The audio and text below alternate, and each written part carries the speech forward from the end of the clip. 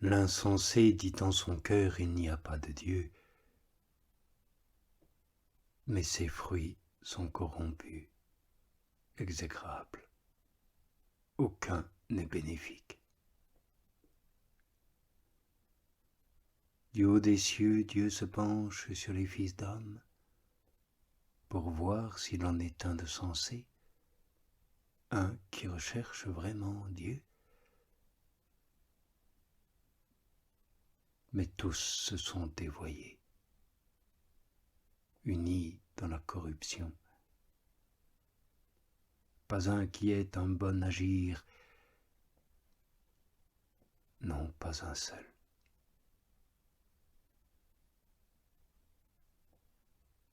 Sont-ils donc inconscients, ces malfaisants, qui mangent mon peuple en le spoliant de son pain et n'invoquent pas Dieu?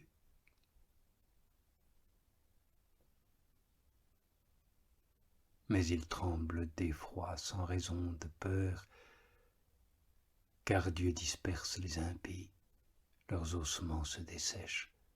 Oui, Dieu les repousse. Ah, que vienne de Sion le salut de mon peuple. Que Dieu rapatrie son peuple pour qu'il exulte, qu'il se réjouisse. Ô Dieu, prête l'oreille à ma prière. À ma supplique, ne te dérobe pas. En ta faveur, écoute-moi, exauce-moi. Toutes mes plaintes me font errer de ci, de là, plein d'inquiétude. Je suis troublé par les cris de l'ennemi, les clameurs du mondain. Ils déversent sur moi leurs méfaits, de leur rage, ils me pourchassent. J'ai le cœur secoué au fond de mes entrailles, les affres de la mort se sont précipités. Frayeur et tremblement me pénètrent, des frissons me saisissent. Alors je dis, ah, si j'avais les ailes de la colombe, je m'envolerais en un lieu sûr. Oui, très loin, je m'enfuirais, et dans quelque désert trouverais mon logis.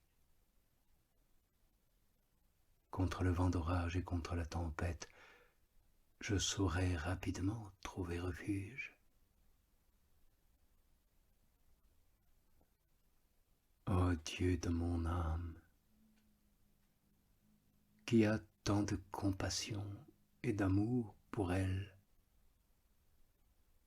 tu as dit, venez à moi, vous tous qui êtes altérés, et je vous donnerai à boire.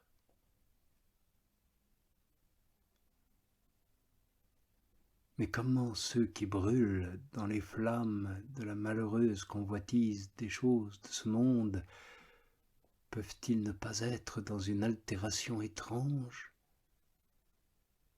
Et de quelle abondance d'eau n'ont-ils point besoin pour n'être pas entièrement consumés? Je sais, mon Dieu, que ta bonté est telle que tu ne leur refuseras pas cette eau céleste. Tu la leur as promise, et tes paroles sont inviolables.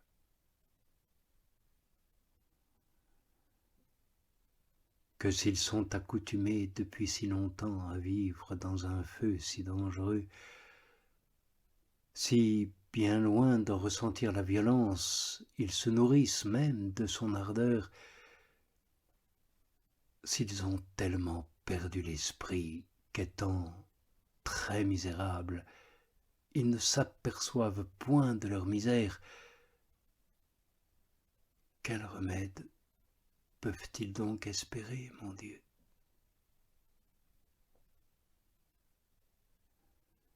tu es néanmoins venu au monde pour remédier à ces si grands maux. Commence donc, Seigneur, commence. C'est parmi ces grandes difficultés que doit reluire la grandeur de ta miséricorde. Considère, Seigneur, les grands progrès que font tous les jours tes ennemis. Aie pitié de ceux qui n'ont point pitié d'eux-mêmes et des leurs. Et puisqu'ils sont dans un état si funeste qu'ils ne veulent point aller à toi, va toi-même à eux, mon Dieu. Je te le demande en leur nom, dans l'assurance que j'ai que ces morts ressusciteront aussitôt qu'ils commenceront à entrer en eux-mêmes, là où tu résides, à connaître leur misère et à goûter la douceur de ta grâce et de ta présence. Ô toi, vie qui donne la vie à tout, ne me refuse pas cette eau si douce que tu promets à tous ceux qui la désirent. Et je la désire, mon Sauveur, et je la demande pour moi et pour tous les pécheurs. Et je viens à toi pour la recevoir de toi. Ne me la refuse pas, mon Dieu, puisque tu sais l'extrême besoin que j'en ai, et qu'elle est seule le véritable remède pour guérir l'âme que ton amour a blessée.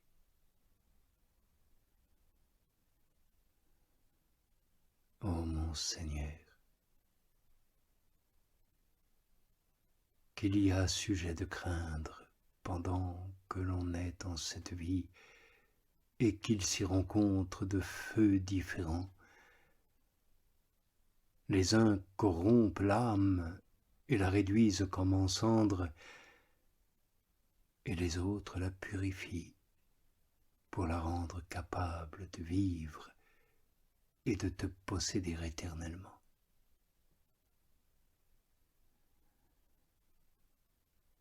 Ô vive source des plaies de mon Dieu, vous coulerez toujours avec une riche abondance pour nous soutenir par l'effusion de votre grâce.